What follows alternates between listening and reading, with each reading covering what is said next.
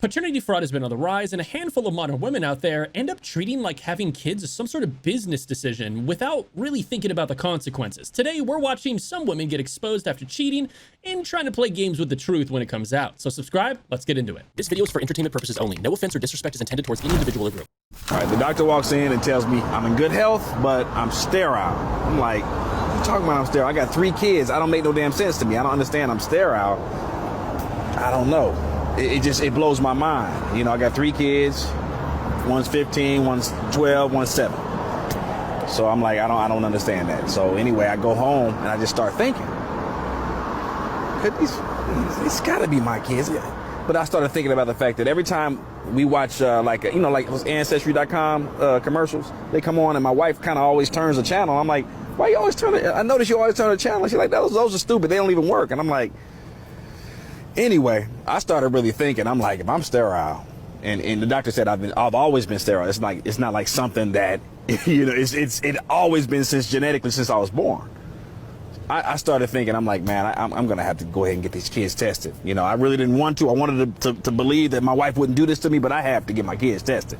So I secretly get a little sample of all of them. I go to the damn, what is it, the ancestry.com place or whatever. And anyway, get them tested. Then I think about this. My wife got a birthday coming up. We're going to throw this big birthday bash. We already even planned on it. So, you know, basically I got the whole birthday bash planned. And then basically what happens is I get all of our families there, birthday bash. I get the popular mixologist in town. Chief of police comes because he works with my wife sometimes at our company. So chief of police, this whole big thing, you know, because I want to make a big splash. It's her birthday, you see? So what ends up happening at a certain point, we bring the big birthday cake out. You know those big birthday cakes you see on the movies? Got one of those big ones. And then I had a woman come out and she held up the sign that said, "You lying bee." And it blew everyone's mind. It blew her mind. What is this about? What is this about? And I was like, you know what? No, what this is about? It's about the fact that this mixologist is his son. Hey, let meet your daddy right here. I straight up had to tell him, this is your dad. Chief of police, hey, this is your, so 15-year-old mixologist, that's his daddy. Chief of police, 12-year-old, that's his daddy. And I mean, I was hurt. I mean, I was so hurt. I decided I just had to sleep in my car. Man, I couldn't be in this house. I couldn't be around her. Just all these lies. I mean, I've been raising these kids for 15 years. There's no way they're mine. They're not. I'm sterile. Like, so basically, I just, you know, I'm in my car, sleeping in my car, going to work, doing the normal thing I do, and I just was, you know, running into different issues and felt the need that I needed to go. I really needed to go back to church. You know, I just really wanted to do that, and was getting some good, like the preacher and a lot of different people were giving me some good advice and some good guidance, kind of helping me to understand that, you know, it's not the kids' fault. You know, you've been there for the kids, you know what I mean? And, you know, then I start finding out there's some problems. Kids are having problems at school because their dad's not there. They're used to having their dad for 15 years. I haven't been there, you know. So I start going back, you know, being there for my kids and everything like that or whatever. But I have to let her know. I'm like, I don't know if we can work this out. I don't know. I mean, possibly, but I'm here for my kids. I'm going to try to be here for my kids because I feel like it's the right thing to do. It's what God wants me to do, you know, and I think it's the best thing to do. So that's what I decided to do. Later on, and find out, because I have a 7-year-old. We didn't know who his dad was. So basically, after a certain amount of time with the ancestry.com, like other people will get tested and everything like that or whatever. And then I got an alert from the email alert. And I'm like, really? So we kind of find out that it's just NBA Hall of Famers.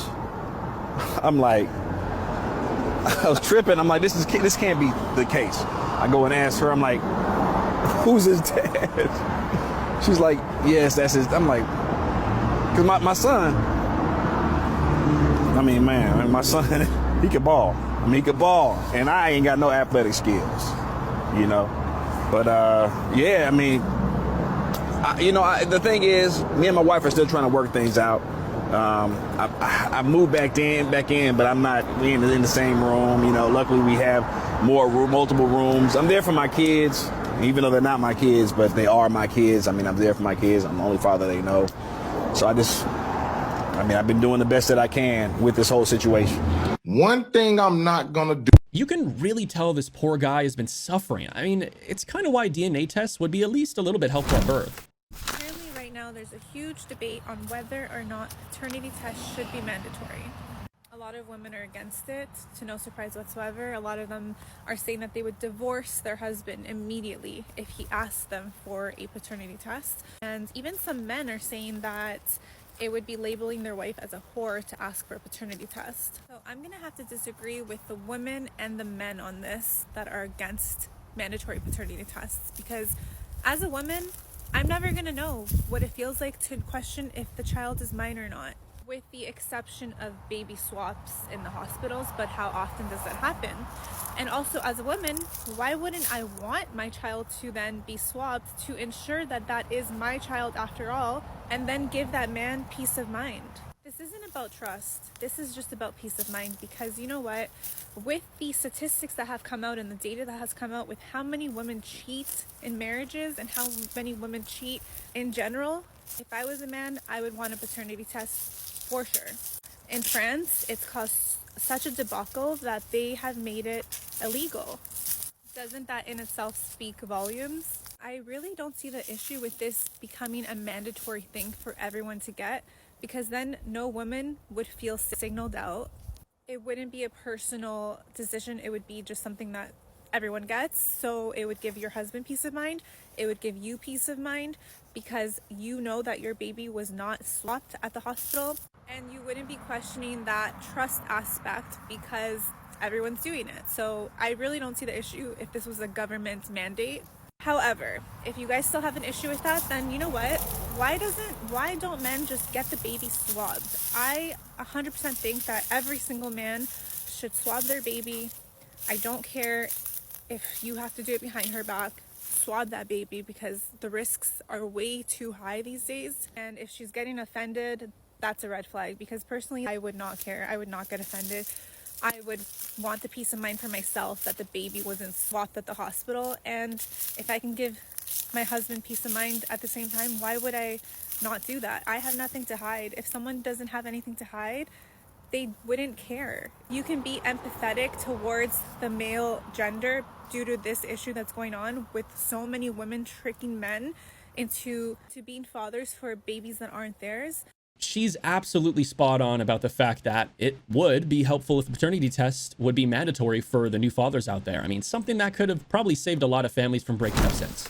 I'm probably going to jail for this. I don't care. I've stayed quiet long enough. A few years ago, I agreed to be a sperm donor. She said she just wanted the baby and not a relationship. I was young and naive, and I trusted someone that I shouldn't have. When she told me she was pregnant, I congratulated her and moved to California. I thought that was the end of it.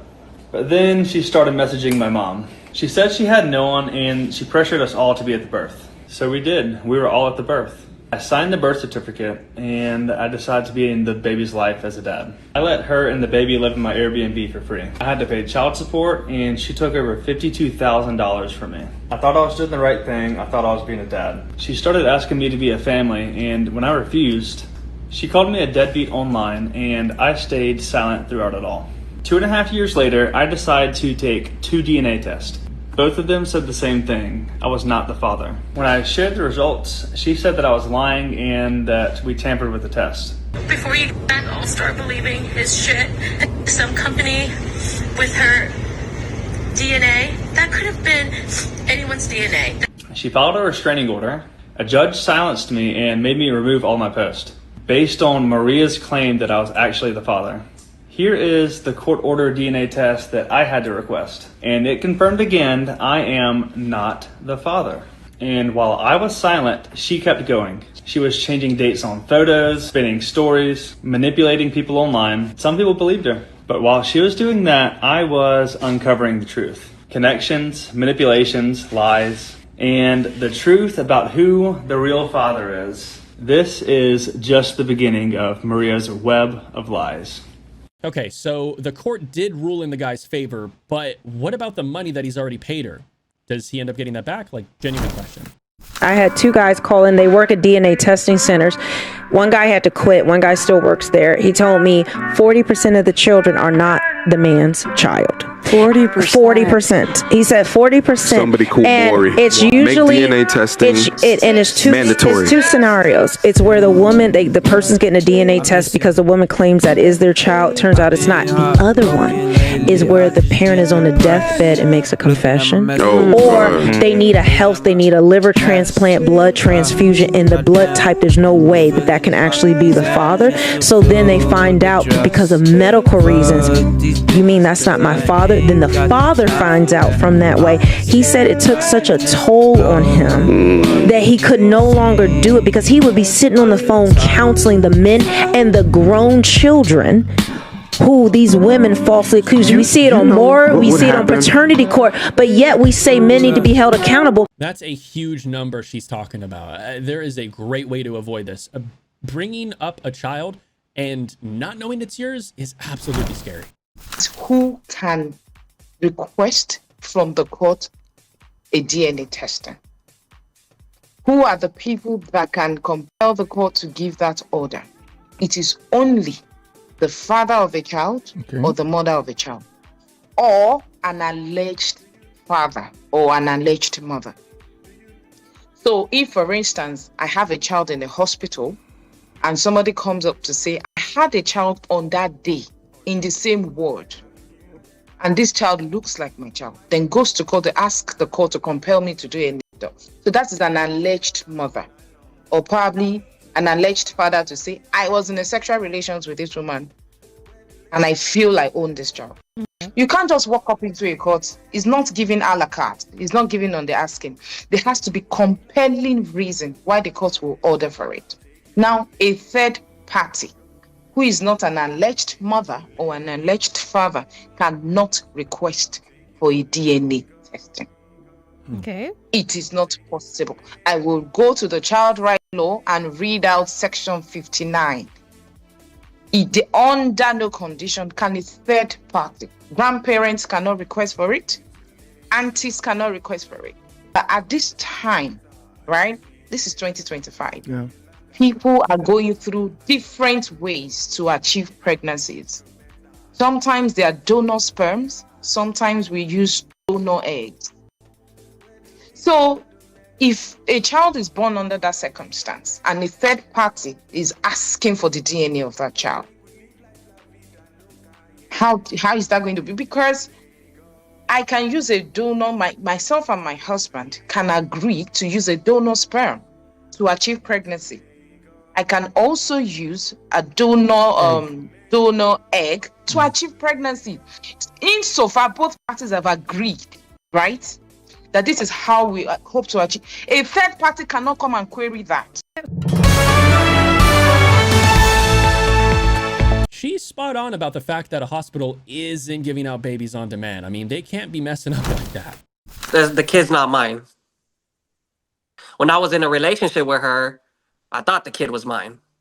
But did a DNA test a couple months later after the baby was born. Not my kid. Once a man signs that, he is stuck for life. Yeah, even if a woman knows it's not his child, he's stuck. What do you want? Kids ain't. Yo, guess told what? You about throwing stuff at me. You wasn't lying. 2 out of 3 ain't mine. I told you that. Oh my God, I told you that. Nah, I'm being dead ass serious though. Which 2 ain't yours? The oldest or the youngest? I know the middle one might be. You think it's a joke? The middle one might be. You think it's a joke? Be. Well, listen, I already called the cops to come here and escort you off the property. You can't stay. You have to stay a little longer. The answer is no. Good. The answer is no. Good. I'll find somewhere to go. Good. I will find somewhere to go.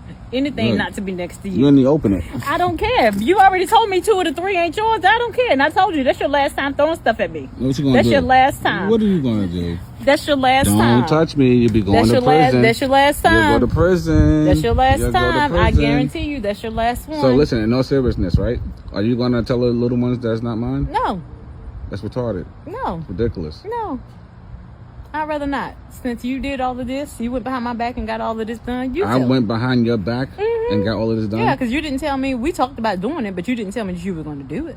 About getting a DNA test? Yeah, we talked about you doing it, but you didn't tell me you were going to do it. You threw it in my face that I wasn't the kid's father. I'm going to throw something else in your face, too. Yeah, okay. Yeah, I'm going to throw something else in your face, too. Yo, listen, in no seriousness. I am so glad. Are you glad. going to explain to them, or you want me to? I'm not explaining anything. So you're not going to tell them? I'm glad that this is over. Well, we passed I'm glad that. I get to get out. Incredibly unfortunate that he has to deal with that, because he's out here telling her that 2 children aren't his own, and she's just laughing. Infidelity is no joke. Second of all, I had just found out that my kid wasn't actually mine. So that was, of course, again, well documented on my show, Fistful of Free Speech on YouTube. And I mean, how would you react if you found out your kid wasn't? You know what I mean? Your kid wasn't yours. That was, of course, a big thing. I mean, technically, right, if we get lawyers involved, I don't know for sure the kid's not mine, right? Again, as I talked about in my show, I'm going over old ground, but I took Rosie to a DNA test in South London Meds 4U, right? Great place. And they did a DNA test on the baby when it was, what is it, like a month in the stomach? And they said they're pretty sure it's not mine. Pretty sure? Yeah. They don't know. They said when it's that young, it's almost impossible to know. But I had a feeling, you know. So, yeah, I haven't seen it since. It means I spent 3 days painting a bedroom duck egg colour blue, right, for a baby that isn't mine. That's one thing it means. Another thing it means is that I took Rosie back, right, because she's having my baby. That was a waste of time, if it turns out that wasn't the case. If it is mine, right, that might be a good thing. Maybe we can give it a go again. She's probably single now. Don't know. But she's probably going to stop doing the OnlyFans stuff. Because bit weird that, isn't it, with a kid? Yes, possibly. What's the latest with Rosie? Where did that get to? I haven't spoken to her in ages. She, when I found out, again, we can get into technicality of that, but when I'm going to say when I found out the kid wasn't mine, I didn't sling her out because it's her house. I left and went to a travel lodge for a bit, and I haven't spoken to her since. Baby is born. It's doing all right apparently. But I have almost little to no interest in seeing it until I know for a fact the little bugger's mine. Decorating a room and giving your partner second chances, even though you know the child might not be yours, is just heartbreaking. My ex-wife, we got into an argument over the phone, the mother of my 2 daughters, and she let something slip that made me question, is the first kid I had with her my actual daughter? So when I go and get my kids, all of them together, all 3, I took them to Charlotte and we got the DNA test. And sure enough, a couple weeks later, come back, find out the first kid I had with her while I was in high school was never mine to begin with. And I just had my other kid with her, right? The one that really is mine. That was a rough time. What's the worst thing a woman could do? To me, that's the worst thing you could do. And she did it because she knew I was going in the military. I made the decision I was going. Now that I know the truth that this kid isn't mine, I almost had a little bit of relief that I can probably let this part of my life go. And also child support. The sadness that hit me was the fact that she's not mine now. When I get my daughter, watching her watch me take her sister now, and not her. The first few years, I still took her, but I knew at some point I'm gonna have to not. Her dad's gonna want time and all this stuff. But the first time I got her, after the fact, I asked her, did your mom tell you something about what's going on with us? And she said, Mom said that you don't want to be my dad anymore. And I was like, here we go. So I got to battle this. And then trouble started to happen between me and her that I just had to let it go. We still talk today, but it's just sad what I had to deal with. Oh, this incident definitely shook his entire being and world. I mean, there's no doubt about it. Finding out a child isn't yours, but still having the stomach to clothe, feed, and house them, that's not a normal guy. He's a superhero. And a lot of people do that. Come with us to go find out who Pickle real daddy is, because who we thought was her daddy might not be her daddy no more, so we gotta go find out who he really is. Say, come with us, come with us, come with us. You excited? Yeah. Period, because you need to know who your daddy is, right? Yeah. Period. Like, hello? It's one thing to have to come do this, but another thing to have to walk literally like a whole 2 blocks. Oh, okay. Like, is it worth it at this point? Yeah. It's still worth it? Ugh. Alright, back to the first. Walking. Walking. Here we go, right here, y'all. DNA connect. Come on. Oh, it's closed. I thought it was closed, but I gotta read. Hopefully they still open. I'm not gonna lie. This is a little tad bit embarrassing because It's like, I feel like everybody's staring at me or something. Answer the bell. You ready? Yeah.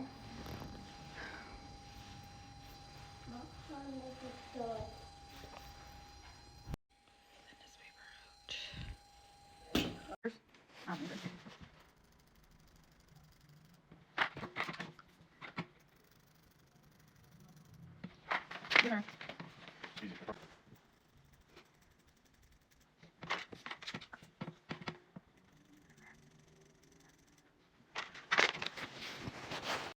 All done.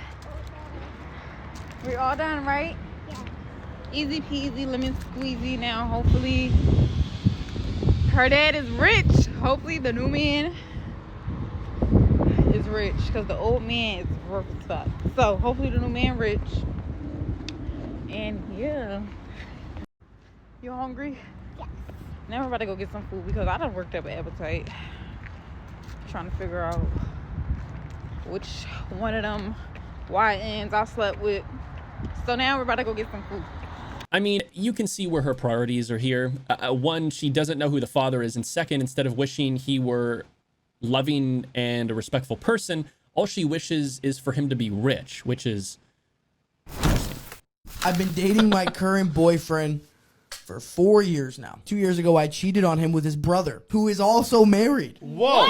It was a one-time thing, drunken mistake, and it never happened again, and we swore to never discuss it or tell our significant others. However, it's been weighing on me a lot, so I recently told my boyfriend about that night. I knew the outcome might be we would break up, but I couldn't live with this secret knowing how guilty I constantly felt. After I told him everything and confided in him, he also confessed to cheating on me. However, his side is far worse than I did. Oh my God. He told me he hooked up with my sister multiple times over the years, on and off. What the He also told me, he hooked up with his brother's wife a couple months. I knew it! I knew it! Started dating. I knew it! Oh my God! I told him what we have both done is unforgivable and we should go our separate ways. He agreed, however, not under those circumstances. He confessed more, saying that he's bisexual, which was never discussed once in our relationship. And he was planning on breaking up with me regardless to explore men. We both really love each other still, and we've talked many times after the breakup, still unsure if we made the right decision. I don't know what to do. You did. We're both confused in our feelings, and he said there could still be a future for us, but not at this point in his No. life. I feel like our whole relationship is a lie, and I never knew the real him. Need your help, advice. Okay, first things first, applause for that story. Yeah, no. Wow. People sitting in a single room enjoying the misery of other people is just diabolical. I mean, I guess cheating might end up running in their entire family at that point. So you can't really, help two people who are simply embroiled in infidelity.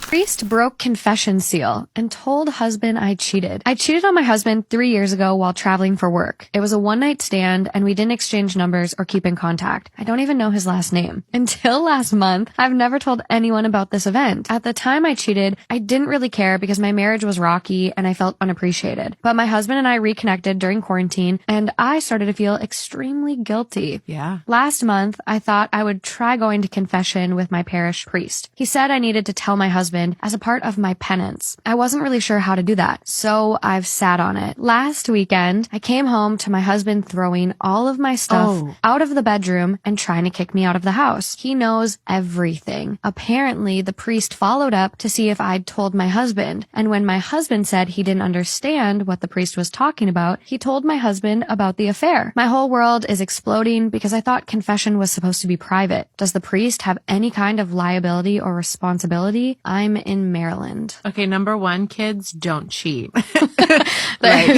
it easy on everyone here. Literally. This was something that was never discussed during law school, but my first thought is there's no obligation for the priest to keep it a secret unless there was some sort of contract. This is not like HIPAA. Exactly. There's no NDA here. There's no NDA. But that's kind of crazy that the priest would do that. Bro, no one's gonna tell him shit again. Yeah, exactly. You would think, I mean, in order to preserve like the religious, sacredness of that practice. You would think you wouldn't violate that, but this priest has no chill. Yeah, unfortunately, I don't think she's like she can't do anything. There's nothing she could pursue legally that I'm aware of. But that is unfortunate, really, for everyone involved. Yeah, what a way to find out that your partner cheated. Right. I definitely think this would probably be like the typical way is going through texts. That's typically how you find out. But like, have your priest, person you maybe look up to. It also makes me wonder, like, what happens if someone goes into confessional and says, like, I killed someone, and then he's telling for sure. Yeah, but honestly, some people look at cheating as worse than murder. Really? Religion. I have a would you rather. Oh. Would you rather find out that your partner cheated on you physically with no emotional connection, like did not care about the person, it was purely physical, or they never touched physically, but they're like texting, like, I love you, you're the light of my life, like a very intimate emotional relationship? I'll take physical any day of the week. Any day of the week. Any day of the week. It's funny. There's like a big gender divide. Like when I've asked this question to a bunch of people, and guys, they would prefer emotional cheating over physical cheating. I'm like, y'all are so silly. Your world is exploding because you refuse to take accountability for your actions. So why go after the priest when you're the certified cheater here? You know, I've never been faithful in a single relationship I've ever been in. I now attend sex addiction anonymous meetings. I realized too, going through therapy, that like I grew up closer to my mom's side of the family, and everybody on that side of the family have had multiple children by multiple partners, multiple affairs, and I just don't want to be this way anymore. I just need to know if, like, you know, after a year and a half of being on the rocks with my husband, and my husband's like back and forth on like if he wants to stay, if he wants to try to work it out. 2-3 weeks ago, he finally came out and said that he wanted a divorce. We have a soon-to-be 3-year-old. I don't know what to do. Can I save this? Can I fix this? How many times have you cheated on him? Total of 3 times. Why do you want to stay married to him? Because I am inspired by him. I want to be like him. He's such a good person. He comes from such a good family. My happiest memories that I have been with him. I truly feel like he is good for me. So know that I haven't been very good to him. That's a hard pill to swallow, right? Yeah, yes. It usually catches people off guard when they find out that many affairs happen inside of what would be classified as good or fine marriages. And the way you talked about him was really instructive. Is kind of where my head was going. You haven't liked you for a long time. And what I mean by that is there's that sense of I want to feel in my body, in my chest, what my head knows to be true. And when you have that gap, you seek thrills, you seek out-of-body experiences, you seek some sense of feeling alive. Here's the challenge. When I asked you why you want to stay married to him, you talked about him as though he is a really important medication for you. I like being with him. He makes me better. He has a good family. Nowhere did I hear you say, I love him. I mean, I do. I know. But the question I want you to ask yourself is, do you love the benefits he gives you? Or are you all in? Because when he's not with you and he can't give you those benefits, you don't have that feeling of security. You go searching for it somewhere else because you're unanchored. You've probably been unanchored for a while because it sounds like you were raised by unanchored people. Yeah. Going and figuring it out, like why it all happened, awesome. I'm proud of you for doing that work. Here's the thing though. You can't cheat. And there doesn't always have to be a why. The idea that you're going to be with somebody and never attracted to somebody, never wondering what it would be like to be with somebody else, that's nuts. That's everybody. And regardless of how you were raised, what happened when you were a kid, regardless of like you can make a choice. I'm not going to do that. But there's something about you looking at him and saying, you're my guy. And yes, you make me a better person, but forget all that crap. I want you. And I've blown everything up. And so you taking another risk on me is literally insane. And I'm asking you to be insane one more time. Honestly, I mean, no, right? She doesn't get to say that she wants to save the marriage only after he wants a divorce. If you don't have it in you to stay with the partner after marriage, then marriage just isn't for you. You don't go on a podcast and fool yourself into thinking this might be redeemable if it's that far gone. But hey, you never know. It's like she's the only female in Rhode Island at that rate because, I mean, I don't know. According to her, all the guys come to you because you might not be that difficult to get with. I had a 7-month affair in the first year of my marriage, and I don't regret it one bit. Oh, What a sentence. Okay. What an opener. I have been with my husband for 13 years and we've been married for 6 years. I love him dearly. He is my best friend and has grown into being a really good partner. But things have not always been smooth. The year we got engaged was particularly stressful and tense for both of us. He was completely checked out of our relationship, and I was in a very stressful job working for more than 60 hours a week while planning our wedding by myself. I was seriously considering calling the wedding off and even ending our relationship when the chance to change careers presented itself. Hoping this was a way to reduce one major stressor, I jumped at the chance. I was at this point that I met Victor. It was at this point that I met... We do make up the names here. Who chose Victor? Hey, it was not me. Okay, I'm glad that you made up the names because I was like, you cheated on your husband for a guy called Victor. It was at this point that I met Victor at an interview to work in his restaurant as a cook. I instantly felt a connection. He stared into my eyes the whole interview. The interview quickly diverged from the usual interview questions to a discussion of our passion projects. He asked me to come in the next day for a trial shift and I readily agreed. The shift started normally with another general getting to know you chat. He then asked how long I'd been engaged for and how I met my fiancé. I kept my answers short, almost brusque.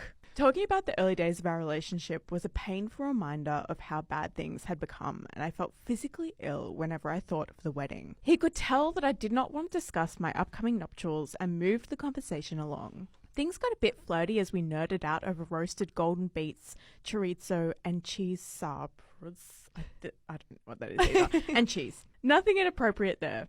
After my trial shift, he offered me the position, but the pay was far too low to allow me to take it. I was devastated, but knew it was probably for the best. Despite all my reservations, I married my fiancé. Predictably, I was miserable and regretted the whole thing. 6 months into our marriage, a coworker asked me to pick up lunch for her. As luck would have it, she'd ordered takeaway from the restaurant where I had my interview. This was the first time I'd been back since my trial shift. I went to the counter to pick up my food and was caught off guard to see Victor bringing out my order. His face lit up with the biggest smile as he walked towards me, and my heart skipped a beat. He said he'd seen me from the kitchen and decided to say hi. He asked how I'd been, and I laughingly said I didn't think he would remember me since it had been over a year and I was just one of a dozen interviewees. To that, he said, "Of course I remember you." I could never forget those eyes. Ooh. I was breathless. Woo! All right, I support it. Get hot